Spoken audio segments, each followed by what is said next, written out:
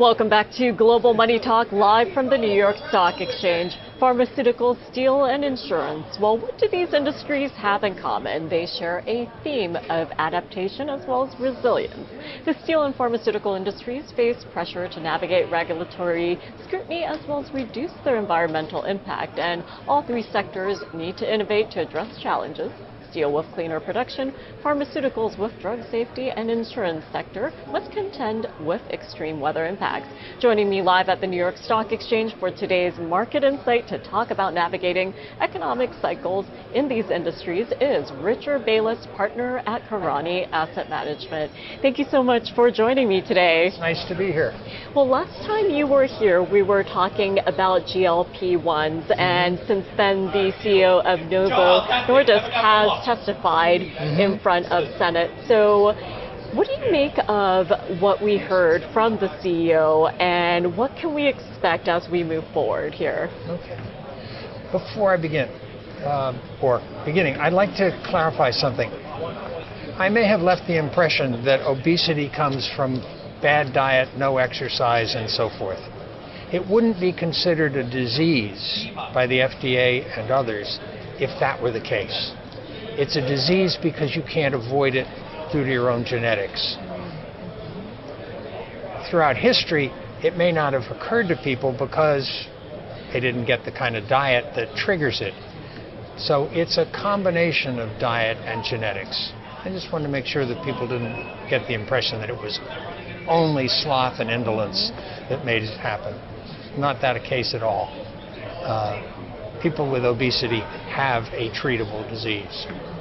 So, tell me again your question. Yes. So, of course, we spoke extensively about this last time you were here, but I do want to get your take on the testimony by the CEO of Novo Nordisk. Well, we can't say Bernie Sanders was soft on them. Lars has pointed out in other venues and over time that we are at a change in circumstances. Historically, most medicine treated a disease or something that happened right now, not over a long period of time. Diabetes is a chronic disease.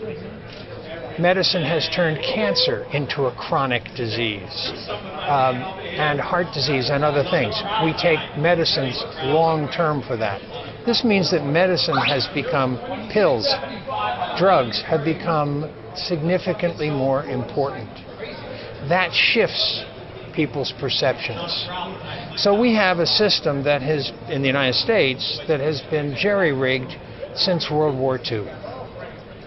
We started, you couldn't hire somebody away from a rival by paying them more money. There were price controls. So you gave them health care.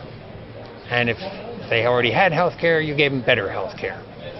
Well, that's the basis for a system, but it's not really the good basis for a system. It'd be very nice to have analysis. So over the 75 years since the war that's been going on, the treatment of medicine has changed, and chronic disease, such as diabetes, has become more important. And the treatments of chronic disease have improved and improved and improved. And each time they have improved, that's more expense, that's more money, that's more cost to the pharmaceutical companies. A few years ago, it was estimated that a new drug cost $1 billion. By the way, that's not the fixed cost of having all the scientists and so on. That's just the operating costs, the incremental costs of doing the work on a drug. And maybe there's a 5% chance that a molecule that starts out gets into the clinic, through the clinic, and into practice. So it's an expensive process. It's now a more important process, and we're not prepared for it, and we don't have a system that will be flexible enough to deal with it. That's risk, because we're at the juncture where that has to take place. That risk has to be, that change in circumstances has to be dealt with. And there has to be flexibility over how we spend the money that pays for the drugs. That's the regulatory risk. Yeah, and we are here at the New York Stock Exchange, and when we think about these companies, these pharmaceutical companies, one of the election issues is pricing when it comes to pharmaceuticals. And regarding the conversation that the CEO of the company Novo Nordisk testified about, it's about pricing. So give us an understanding when we're talking about drugs such as Wegovy or Ozempic, what are we looking at when we're talking about both sides of the Atlantic? Okay. In Europe in particular, there's a single payer, there's a single buyer. You deal with that single buyer and you sell them the drug and off you go. In the United States, there's an insurance company, there's a pharmaceutical management company, PBM, and there's a drug retailer. And then there's the doctor to persuade to do this. That's a pretty expensive process. And that's part of what I meant about it's built up over time without any correction, without any change. So Novo Nordisk and others have very little selling cost to sell their product to the government in Germany, the government in Denmark, the government in France. Here, they've got a lot of selling cost, and they have a lot of jerry-rigged ways to do that. Back during World War II, nobody spent any time giving a rebate to some middleman for a drug. Today, that's common practice, and it makes the whole thing cloudier. So this is a serious issue for all pharmaceutical companies. Novo Nordisk and Lilly may overcome that from the very size of the market and the need for their products. We don't know that, and that's part of the risk. But something will have to happen. The other thing is, this didn't happen with drugs when I was a child. The drug means, Ozempic means, you're less likely to have heart disease. Well, what credit should they get as a seller for that?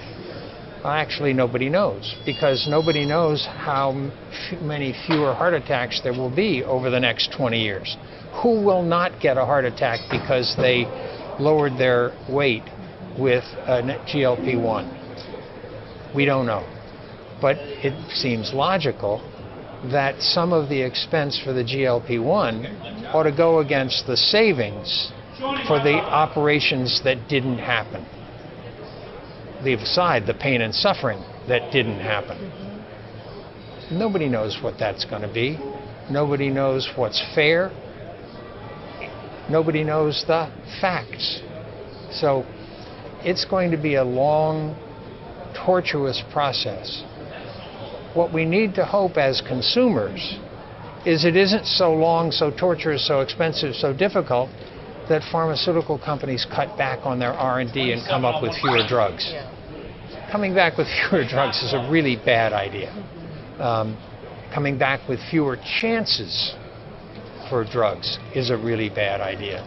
Staying with what we have now, equally a bad idea. So some balance has to take place between the lower cost of treatment, chronic treatment, the avoidance of other drugs, and the initial price of the drug to pay for the research, and very hefty profit margins. And indeed, I do want to move on to the pharmaceutical industry being under increased regulatory scrutiny, not just in the U.S., but overseas. And for some of our viewers out there who might not know about the price discrepancy when it comes to the cost of these drugs, let's just say Copenhagen, Berlin versus LA and New York, what difference are we talking about here when it comes to price tag? It depends on how you think about the price.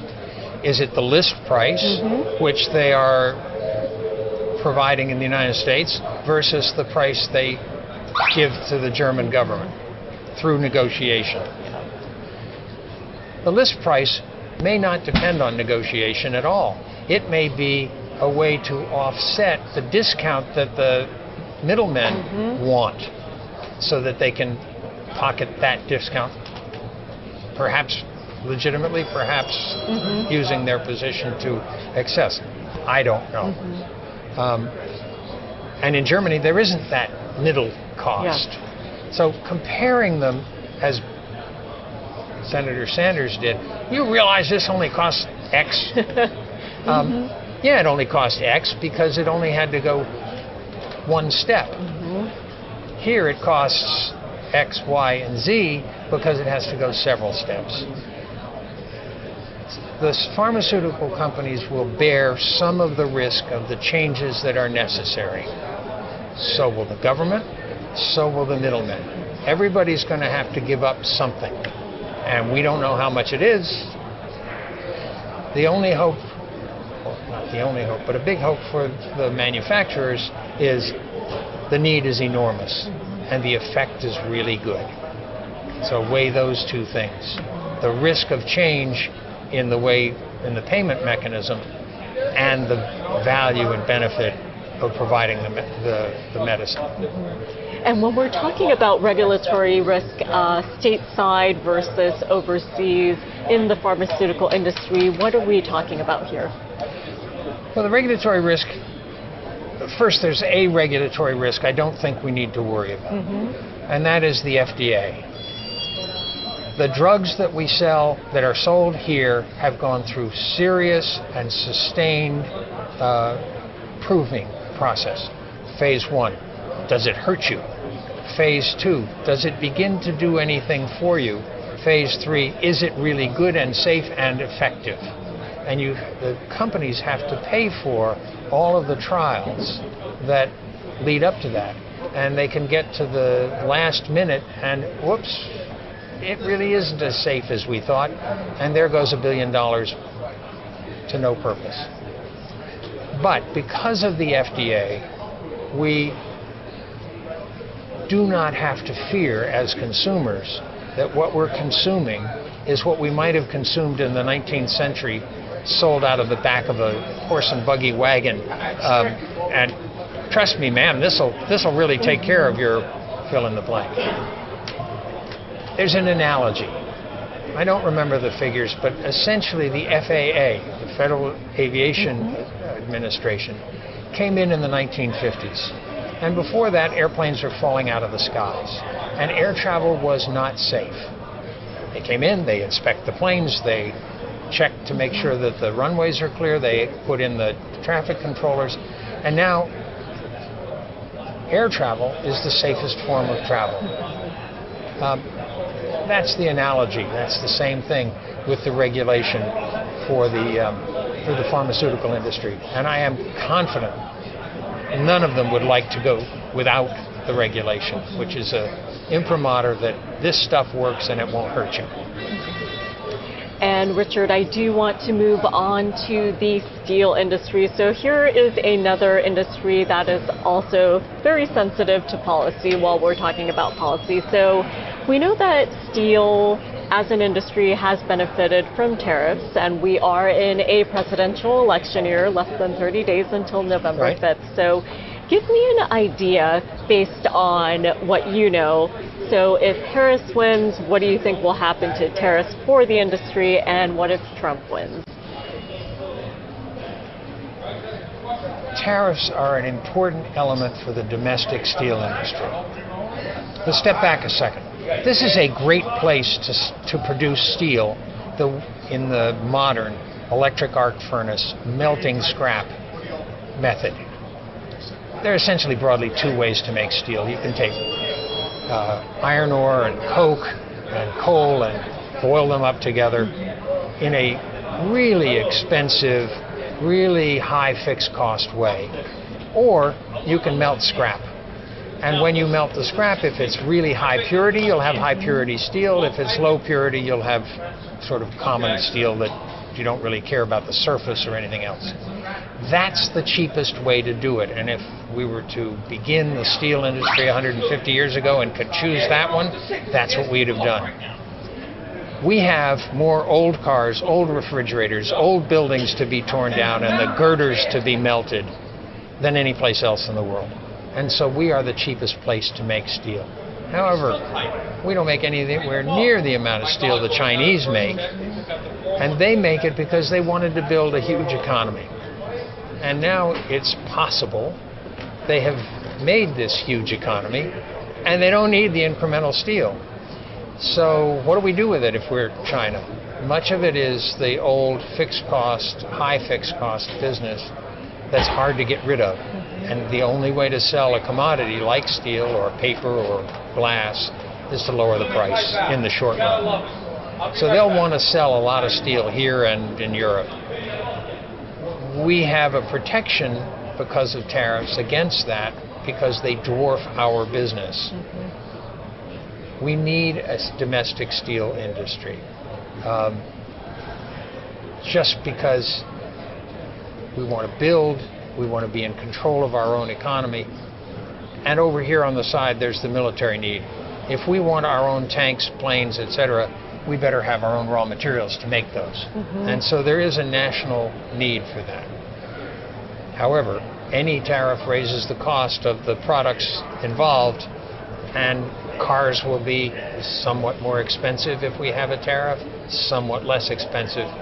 And you can think about that margin as some insurance against running out of steel if we need it for military purposes.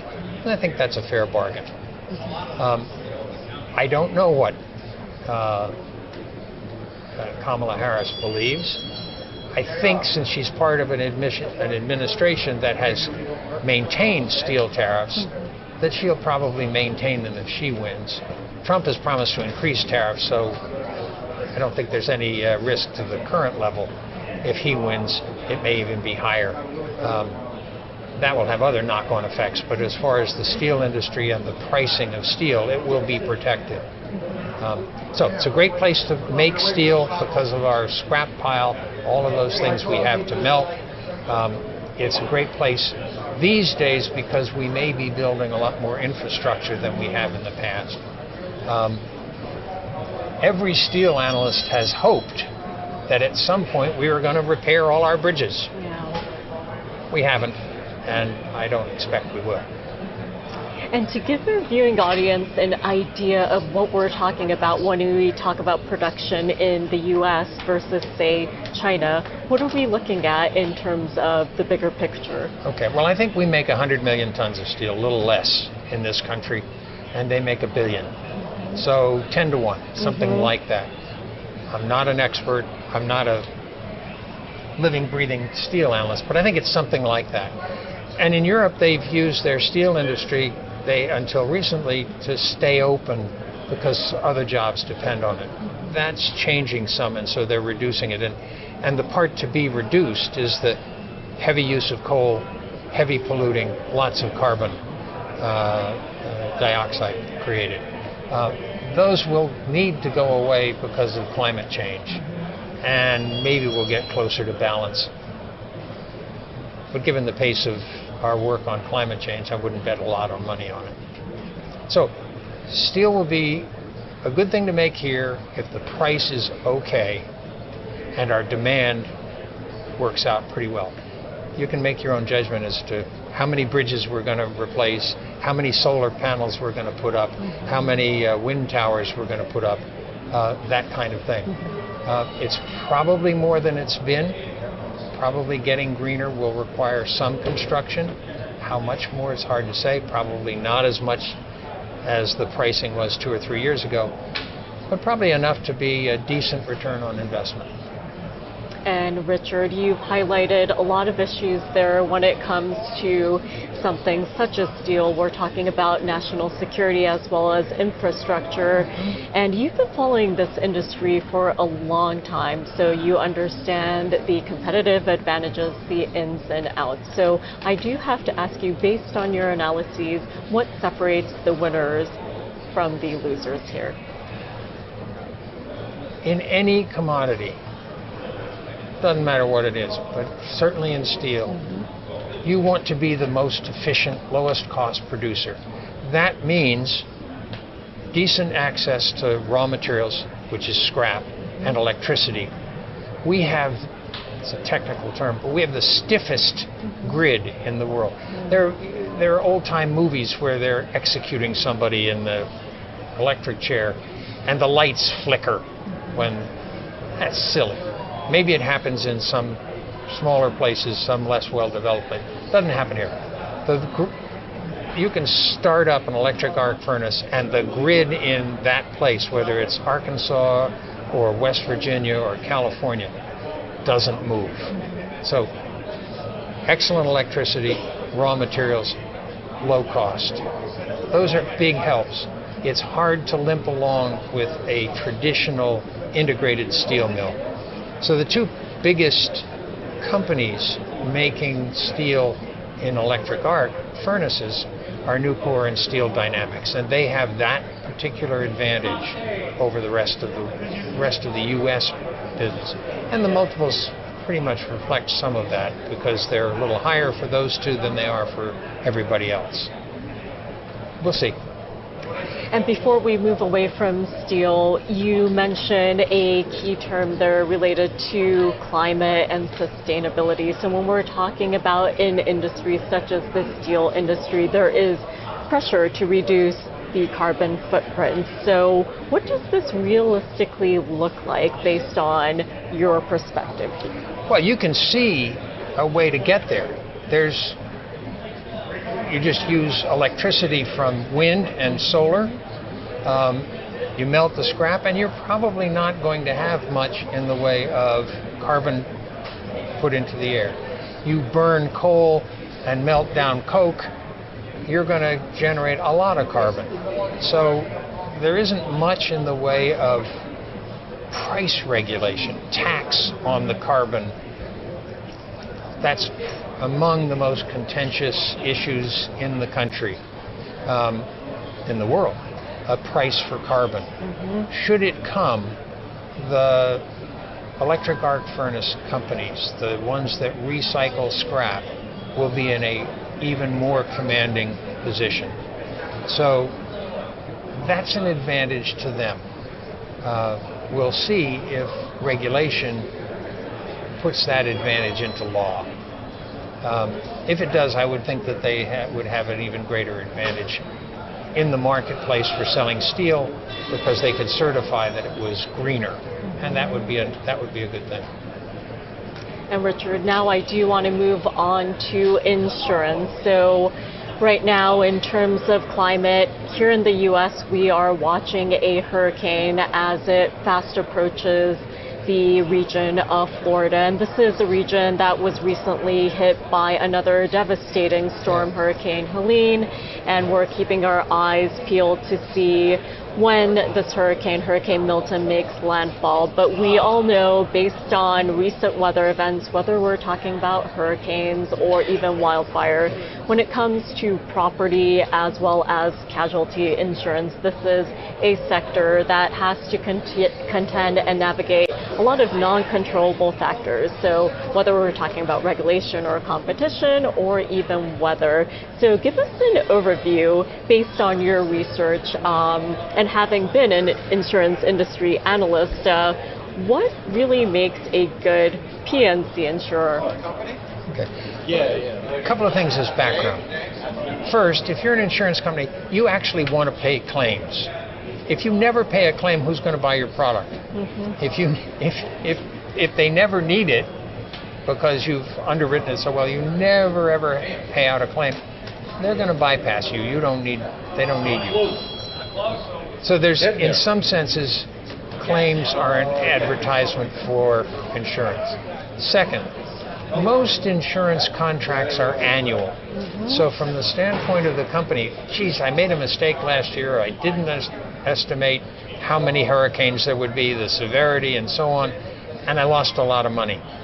I can reprice my product this year, recoup some of that, and move on with a profitable future. So those are two features of the business that are important to keep in mind. The thing that separates really, overall, if you were to go back 50 years, I did this once, I don't think it's changed much. If you were to go back over 50 years, insurance has been a market perform industry. We have to have insurance. I don't have an apartment. in a hurricane zone, but I'm certainly going to insure the contents of my apartment against a fire or any other disaster. Well, I just can't afford to repurchase everything from scratch. So it's a necessary product. The demand for it is quite steady. After very sharp increases, such as we've seen for houses and automobiles in California, or we will see for houses and automobiles in the Southeast, people will say, I can get along without it. And then they'll learn that they can't. There may be some help from the government because the premiums are so high. If there's price controls, that could last a year or so, but then people will withdraw, companies will withdraw the coverage. You don't pay me a reasonable amount of money to do this, I'm not doing it. I can give the money back to my owners and they can do something else with it. So it's hard to see in this country where we will have such regulation that it injures the companies over a very long, over an intermediate period of time. But it is difficult for a lot of people, and there will be heartbreaking stories about people who've lost their houses and so on. And your heart even goes out to someone who didn't bother or didn't decided, I'll risk it. And now they don't have a house. If you have the government say, well, that's okay, I'll take care of it, the government will be opening up a huge amount of expense at a time when the deficit is high anyway. So I think we'll have a commercial insurance business. I think we'll have the need for insurance. Payouts are painful for those companies in times like this, but they'll do all right. Now, you asked about what makes a better than average great company, and that is selecting risk. Okay. That is the single most important thing an insurance company does. If you ever listen to Warren Buffett at his annual meeting, he heaps praise on the guy who runs their insurance business, Ajit Jain, because their insurance business generates what's called float. The money they take in before they have to pay any out. That float is expanding, and what do they do with that float? He's bought stocks, and that's been really successful. It's been so successful that others have tried to do the same thing. Don't do it if you're not Ajit Jain and Warren Buffett. And there are several hedge fund managers in the last several years who tried that with reinsurance and have closed down those operations. So it's difficult to earn a profit. If you don't earn a profit, you're paying for the money you invest rather than being paid for it.